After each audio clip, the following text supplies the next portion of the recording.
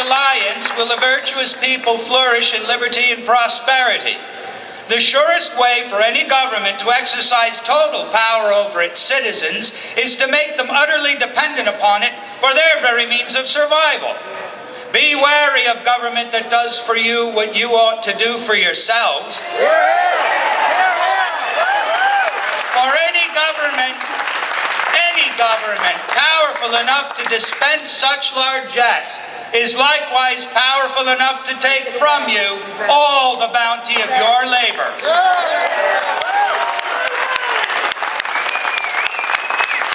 If a virtuous and self-reliant people are properly educated, no seduction of sophistry can mislead them. Mr. Jefferson was quite right when he said that no nation can expect to be free and ignorant in a state of civilization. A knowledgeable citizenry is critical to the longevity of a healthy republic, just as surely as an ignorant citizenry is the most powerful tool a tyrant can wield to destroy it.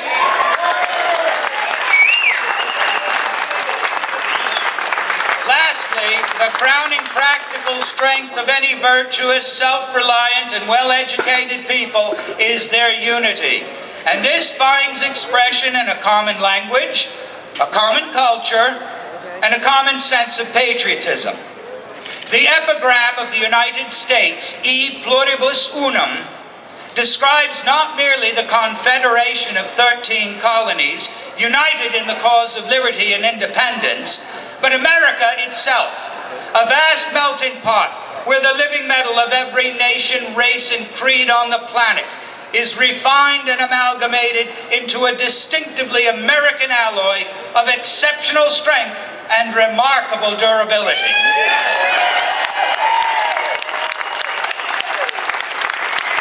Anyone who does not meet the measure of these standards is totally unworthy to any office of public trust, either elected or appointed, and the society that abandons them will be doomed to the same decline endured by ancient Rome and fall as spectacularly as she did. Fortunately, you have the benefit of a technology far more advanced than any in my time.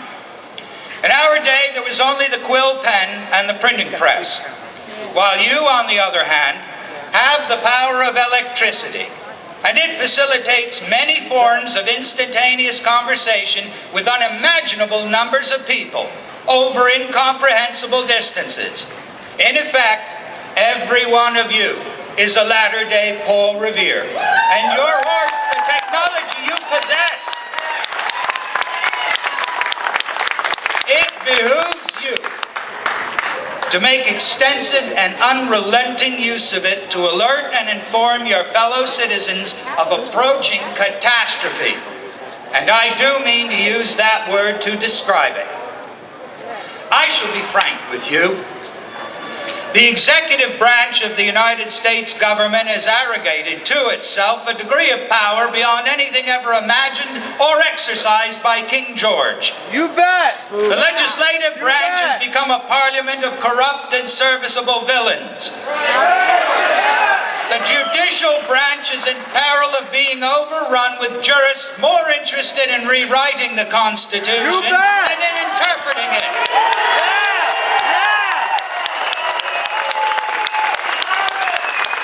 The once limited federal government is today a bureaucratic leviathan, and its abuse of power dwarfs by any measure in your day the overreaching arrogance of the British government in mine. If you are unable to stop the mad progress of your own federal government, the day will come when the freedoms you presently take for granted will not survive a new dark age of despotism. You must not allow this to happen, for chains and slavery will most assuredly be waiting for you when that nightfall descends. I don't envy you the burden of saving this republic, a burden that has fallen with as much oppressive weight on your shoulders as the onerous responsibility for creating it fell upon ours. Nevertheless, you are the last hope for liberty, and it is incumbent upon you to ensure that it survives.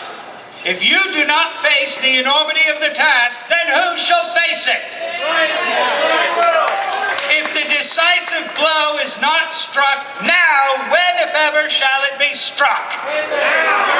I assure you that if you have the fortitude of your convictions and the valor to act upon them while the opportunity to peacefully do so still exists, you may yet avert catastrophe. On the other hand, if fortitude and valor are absent from that field of political battle, then may God have mercy on you, because an appeal to arms and to heaven will be the only recourse your generation will have against a Leviathan far more powerful than any tyranny we have ever faced. I have no other counsel to offer you, apart from what I have shared today, and I pray my words have fallen on eager, willing, and courageous ears. Yes. You have been most gracious to favor me with your time and attention, and for this accommodation I thank you. Before I depart, permit me a few more words, and if you remember nothing else of this day's transactions, I beg you, at least remember this. You are the posterity for whom we hazarded our all, at a great expense of treasure, sweat, tears, and blood, to bequeath the very liberty that is now in dire peril of perishing from the face of the earth.